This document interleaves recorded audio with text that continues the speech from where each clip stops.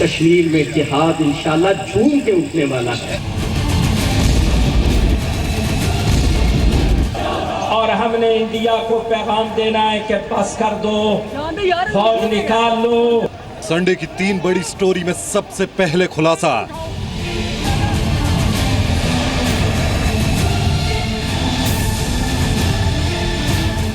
आतंकी हाफिज सईद पर पाकिस्तान के नए ड्रामे का।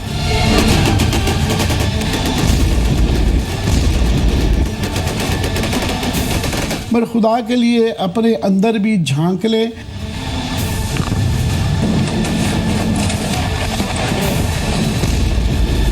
भारत के डर और अमेरिका के दबाव की वजह से पाकिस्तान आतंक के दाग को मिटाने के लिए कैसे खेल रहा है हाफिज का कार्ड, बताएंगे आपको।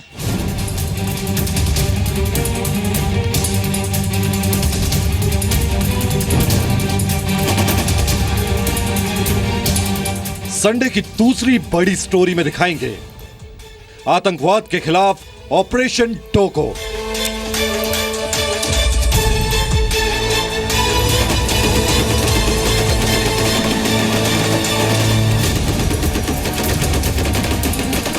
आज आपको पता चलेगा कि कैसे ऑपरेशन डोगो से देश के खिलाफ साजिश रचने वाले आतंक के आकाओं का सफाया होने वाला है। ये चेतावनी नहीं, तैयारी है। आगे जीत हमारी है।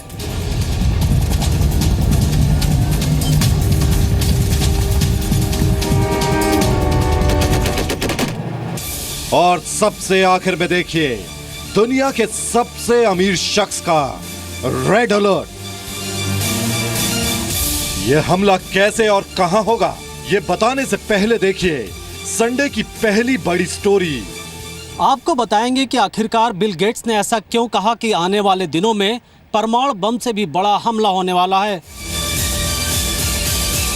तू है आतंकी मेरा।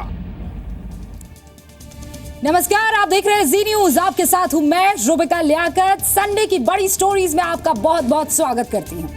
आतंकवाद के खिलाफ भारत की कूटनीति और अमेरिका के दबाव का असर यह हुआ कि कल तक हाफिज सईद का ख्याल दामाद की तरह रखने वाला पाकिस्तान उसे पहली बार आतंकी मान रहा है। कल तक नवाज सरकार विश्व मंच पर आतंकी हाफिज की पैरवी कर रही थी, लेकिन आज पाकिस्तान की वही सरकार कह रही है, तू है आतंकी मेरा।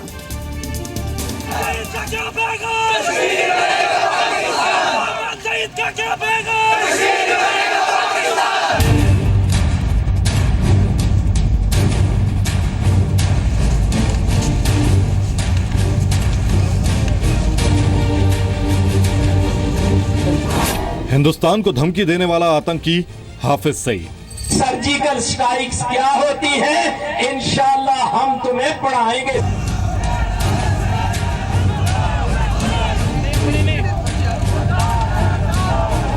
जी मीडिया को धमकाने वाला आतंकी हाफिज सईद।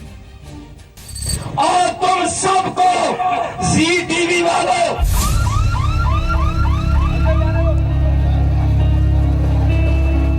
2008 में मुंबई को दहलाने वाला हाफिज सईद अब पाकिस्तान के लिए भी आतंकी ही है।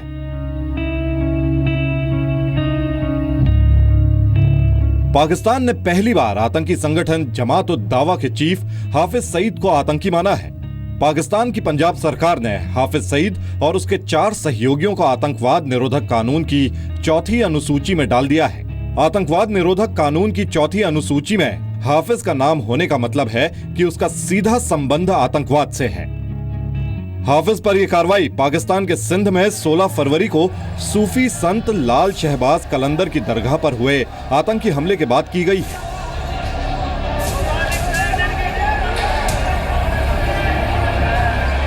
It is because of the diplomatic consistency and astuteness on the part of India and the policy of consistency, clarity and conviction followed by the Modi government. मैं समझता हूँ कि बहुत देर के बाद पाकिस्तान को इस बात का एहसास हुआ।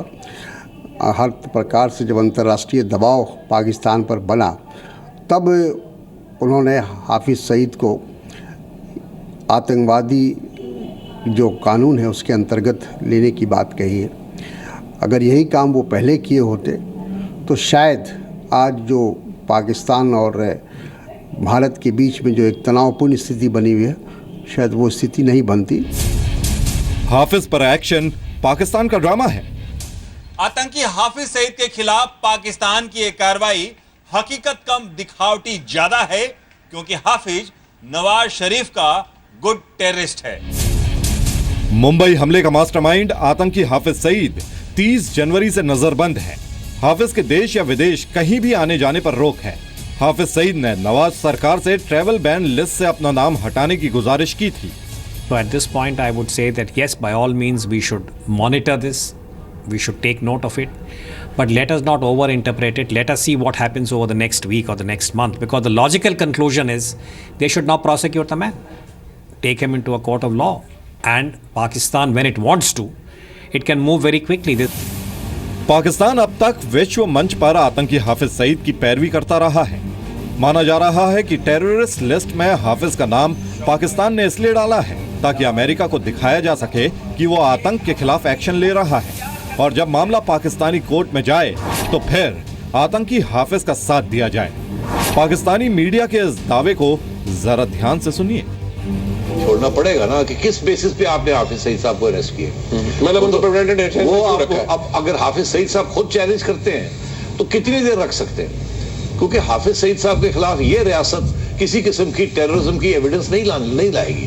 वो अगर इस किस्म की एविडेंस वो लेके आते हैं तो अपने पांव पे कुल्हाड़ी मारेंगे। साल 2008 में मुंबई अटैक केस में पाकिस्तान सरकार ने आतंकी हाफिज सईद को बच निकलने में पूरी मदद की थी। 2008 में मुंबई हमले के बाद पाकिस्तान सरकार ने हाफिज सईद पर कार्रवाई की थी और उसे नज़रबंद किया था, लेकिन अदालत में चली कार्रवाई के दौरान पाकिस्तान सरकार ने हाफिज सईद के खिलाफ पुख्ता सबूत न रख करके उसकी मदद की, जिससे हाफिज सईद बच निकला। हाफिज सईद पर पाकिस्तान आगे भले ही पलट जाए, लेकिन टेररिस्ट लिस्ट में नाम डालने के बाद ये साफ है कि पाकिस्तान ने भारत के उस दावे को मान लिया है कि पाकिस्तान आतंकियों को पालता है। मनीष शुक्ला और राजीव रंजन के साथ ब्यूरो रिपोर्ट, जी मीडिया।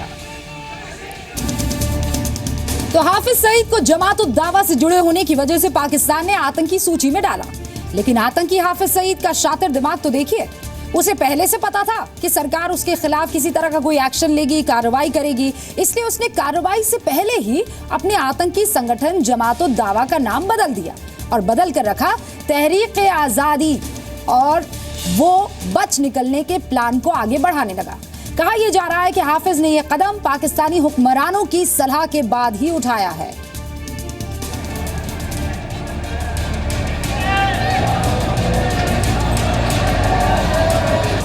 आतंकियों को गुड और बैड के चश्मे से देखने वाला पाकिस्तान दरगाह अटैक के बाद से बैड टेररिस्ट यानी बुरे आतंकियों को चुन चुन कर मार रहा है, जबकि हाफिज सईद जैसे पाकिस्तान का गुड टेररिस्ट नजरबंद होकर भी और टेररिस्ट लिस्ट में शामिल होने के बाद भी मौज में है। आतंक प्रेम पाकिस्तान के डीएनए में किस कदर बसा है और पाकिस्तान में हाफिज सईद का रसूख कितना है, इसका अंदाजा इसी बात से लगा सकते हैं कि पाकिस्तान के पूर्व राष्ट्रपति परवेज मुशर्रफ ने आतंकी हाफिज की पैरवी की और उसे नजरबंद करने का विरोध किया। हाफिज सईद साहब को हाउस अरेस्ट किया गया है। लश्कर तैयबा के हेड हैं, वो जमात उद दावा के हेड हैं। ये क्यों किया गया है? इनको लश्कर तैयबा को टेररिस्ट डिक्लेयर किया गया यूनाइटेड नेशंस में। क्यों टेररिस्ट हैं ये? किसने कहा ये टेररिस्ट हैं? ये टेररिस्ट इसलिए है कि ये कश्मीर में लड़ रहे हैं। परवेज मुशर्रफ के मुताबिक हाफिज सईद पाकिस्तान का हीरो है, ना कि आतंकी। मुशर्रफ ने यह कबूल किया कि हाफिज का आतंकी संगठन कश्मीर में सक्रिय है, भारत के खिलाफ आतंकी गतिविधियों में शामिल है। पाकिस्तान के कई बुद्धिजीवियों ने भी खुलकर आलोचना की कि पाकिस्तान का पूर्व राष्ट्रपति कैसे एक आतंकवादी की पैरवी कर सकता है। आज उनका बयान आ गया कि पाकिस्तानी जो हमारे पॉलिसी मेकर्स हैं बड़े कंफ्यूज हैं, इन्होंने हाफिज साहब को क्यों इन्होंने डिटेन कर लिया। अपनी हमने गूगल करके अभी चीजें ढूंढी। मसूफ ने अपने दौर में जब इन पे दबाव आया था, जब ये खुद इस मुल्क को चला रहे थे, इन्होंने 3-4 दफा उनको खुद डिटेन किया हाफिज साहब। ये मसूद अजहर साहब के बारे में जनरल मुशर्रफ इंटरव्यू दे चुके हैं, एक नहीं 10। कि जी मुझे कत्ल करने की जो ये प्लानिंग की गई थी वो इनके मसूद अजहर ग्रुप ने की थी। वो ये कह रहे हैं ये बयान देने पड़ते हैं। हाफिज सईद साहब अच्छे आदमी हैं, लेकिन वो जो मसूद अजहर साहब है वो बुरे आदमी। अगर मसूद अजहर साहब बुरे आदमी हैं तो मेरा एक सवाल बनता है, तो फिर उसको पाकिस्तान ने, जो पाकिस्तान के एक्स आर्मी चीफ पे कातलाना हमले में बकौल उनका मुलविस था, उसको इतनी सपोर्ट हमने इंटरनेशनल लेवल पे चाइना के जरिए क्यों लेके दी? परवेज मुशर्रफ ही नहीं, भारत विरोधी साजिश में पाकिस्तान के प्रधानमंत्री नवाज शरीफ भी हाफिज सईद को फॉलो करते रहे हैं। कश्मीर और आतंकी बुरहान के मसले पर तो दोनों की जुगलबंदी जग जाहिर है। वैसे चेतावनी नहीं, तैयारी है, आगे जीत हमारी है। इस वीडियो में हो रहे ऑपरेशन को देखने के बाद आप भी यही कहेंगे, यह आतंकवाद के खिलाफ एनएसजी का ऑपरेशन डोगो है। क्या है डोगो और क्यों आतंकियों को मिटाने के लिए अहम है डोगो, इस रिपोर्ट के जरिए जानिए।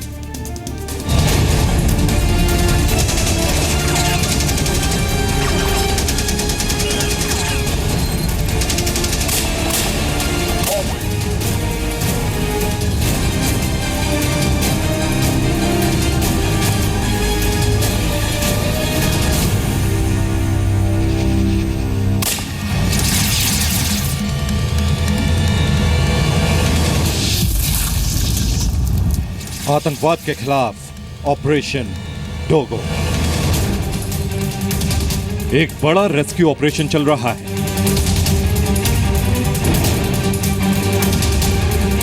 हथियारों से लैस काली वर्दी में कमांडोज की एक टीम ने इमारत को चारों ओर से घेर लिया। मोर्चे पर कमांडोज के साथ कई रोबोट भी हैं, जो बड़ी तेजी से मंजिल की तरफ बढ़ रहे हैं। इस रोबोट में कई कैमरे लगे हुए हैं और बाहर खड़े कमांडोज इसे एक रिमोट की मदद से बिल्डिंग के अंदर ले जा रहे हैं। इस रोबोट को इमारत के उस कमरे में पहुंचना है जहां एक लड़की आतंकियों के कब्जे में है। रोबोट जैसे जैसे सीढ़ियां पार करता जा रहा है, उसकी तीसरी नजर में आतंकियों की हर चाल कैद हो रही है। कमांडोज रोबोट को फॉलो करते हुए आगे बढ़ते जा रहे हैं कि तभी आतंकी की नजर कमांडो पर पड़ी। दोनों ओर से फायरिंग शुरू हो गई।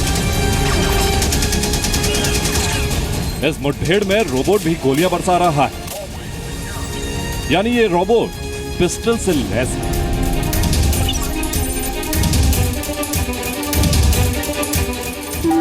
आतंकी ब्लैक कमांडोज की तरफ लगातार फायरिंग कर रहा है, लेकिन उसे यह नहीं पता कि इसकी मौत रोबोट के रूप में बहुत नजदीक तक पहुंच चुकी है। जैसे ही आतंकी इस लड़की को मारने के लिए 2 कदम आगे बढ़ा कि रोबोट ने उस कमरे में दस्तक दे दी और ये रहा अंजाम। इस रोबोट का ही नाम है डोगो। ये इजरायली रोबोट है जिसे अब एनएसजी के युद्ध जखीरे में शामिल किया गया है। डोगो का वजन 11.5 किलो है। डोगो के पास कैमरा फीड कमांडोज के पास भेजने की क्षमता है। ये ग्लॉक पिस्टल से लैस है। डोगो में 2 तरफा ऑडियो सिस्टम भी है ताकि आतंकियों की बातचीत को सुना जा सके और आतंकियों की गिरफ्त में फंसे लोगों को संदेश भी दिया जा सके। डोगो सीढ़ियों पर भी चढ़ सकता है। इसकी कीमत 76 लाख रुपए है। एनएसजी को डोगो रोबोट के अलावा 3D fly on the wall radar और जर्मन PSG 1A1 जैसे अत्याधुनिक राइफल से लेस किया गया है। इसको मोल कहते हैं, जैसा कि जासूस या स्पाई करना। ये ठीक उसी तरीके से एनएसजी के कमांडोज या जो स्पेशल ऑपरेशन होते हैं उस वक्त ये जो टेक्नोलॉजी है ये काफ़ी काम आती है। आप देख सकते हैं कि यहाँ कैमरे लगे हुए हैं और इस कैमरे से जो रिकॉर्डिंग होती है, यहाँ अगर आप देखें तो यहाँ पर डिस्प्ले होती है। अगर हम देखें अपनी तरफ इस कैमरे को करें तो यहाँ पर हम आपको दिख रहे होंगे। इसकी जो सबसे खास बात ये है कि ये नाइट ऑपरेशन में भी, ये आप देख रहे हैं यहाँ पे एलईडी लगी हुई हैं। ये है यूवी एलईडी है। तो ये क्या होता है, नाइट IR एलईडी है। तो ये रात में भी जो है आपके सामने वाले को दिखाई नहीं पड़ता कि यहाँ पे ये एलईडी ऑन है। ये ह्यूमन आई को नहीं दिखाई पड़ता है ऑन है, और इसलिए वजह से जो है ऑपरेशन आप काफ़ी इजीली कर पाते हैं, क्योंकि सामने वाले को पता ही नहीं चलता कि वहाँ पे ऑपरेशन हो रहा है। और इजीली रात में 8 से 10 फीट तक की दूरी पे आप विजुअलाइज कर सकते हैं कितने लोग हैं, क्या किस टाइप का आर्म कैरी अपने साथ कर रहे हैं, वो सारी इन्फॉर्मेशन आप इससे कैप्चर कर सकते हैं। ये सारी तैयारियां आतंकवाद से निपटने के लिए की जा रही हैं। मनीष शुक्ला, जी मीडिया, दिल्ली। परमाणु हमले से बड़ा हमला होने वाला है, एक हमला जो परमाणु हमले से भी खतरनाक है। उसकी आशंका को टाला नहीं जा सकता है, लेकिन दुनिया उसके लिए तैयार है। ये चेतावनी है दुनिया के सबसे अमीर शख्स बिल गेट्स की। बिल गेट्स का रेड अलर्ट बायो टेररिज्म को लेकर है। We also face a new threat that the next epidemic has a good chance of originating on a computer screen of a terrorist intent on using genetic engineering to create a synthetic version of the smallpox virus or a contagious and highly deadly strain of flu. दुनिया में computer क्रांति लाने वाले Bill Gates की चेतावनी है कि अब किसी आतंकवादी के कंप्यूटर स्क्रीन से भी दुनिया को सबसे बड़ा खतरा हो सकता है। माइक्रोसॉफ्ट के संस्थापक बिल गेट्स के मुताबिक जेनेटिक इंजीनियरिंग से चेचक के सिंथेटिक वर्जन या फ्लू के संक्रामक और जानलेवा स्ट्रेन पैदा किए जा सकते हैं। म्यूनिक के सुरक्षा सम्मेलन में बिल गेट्स ने दुनिया को इस खतरे से आगाह किया। बिल गेट्स का कहना है कि बायो टेररिज्म का ये खतरा परमाणु बम के हमले से ज्यादा भयंकर हो सकता है। We ignore the strong link between health security and international security at our peril. Whether it occurs by the quirk of nature or at the hand of a terrorist, epidemiologists show through their models that a respiratory spread pathogen would kill more than 30 million people in less than a year. And there is a reasonable probability of that taking place in the years ahead.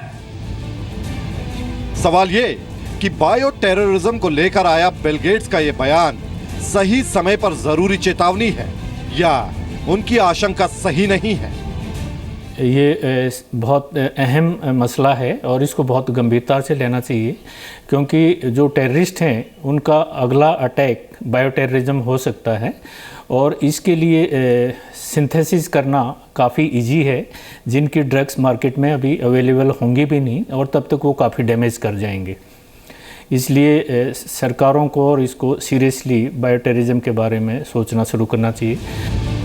Bill Gates की दलील है कि परमाणु हथियार से हमले के बाद 10 करोड़ लोगों की मौत होगी, लेकिन चेचक का खतरा नहीं थमेगा। दुनिया अभी इसके खतरे से लड़ने के लिए तैयार भी नहीं है। इसमें एडवांस में कुछ भी हम बना के नहीं रख सकते जब तक कि क्योंकि जो टेररिस्ट हैं उन्होंने किस टाइप का सिंथेसिस जीनोम बनाया है, जब वो आएगा उसके बाद ही उस पर रिसर्च हो सकती है। एज सच इसके ऊपर एडवांस में रिसर्च कैसे की जाए, ये उस डायरेक्शन में सोचना मुश्किल है। बिल गेट्स का कहना है कि इससे लड़ने के लिए सरकारों के निवेश, रिसर्चर्स और मिलिट्री के बीच तालमेल की भी जरूरत होगी। पिछले साल दिसंबर में बिल गेट्स ने इस सिलसिले में अमेरिकी राष्ट्रपति डोनाल्ड ट्रंप से मुलाकात भी की थी। यशस्वी का मल्होत्रा, जी मीडिया। तो कुल मिलाकर कंप्यूटर ने हमारी जिंदगी जितनी आसान बनाई है उससे ज्यादा खतरनाक या खतरा साबित हो भी सकती है। यही बिल गेट्स इशारा कर रहे थे, यानी वो साइंस फिक्शन फिल्में अब तक जो हम देखा करते थे वो असल रूप में हो भी सकती है और तैयार इसे दुनिया को रहना होगा।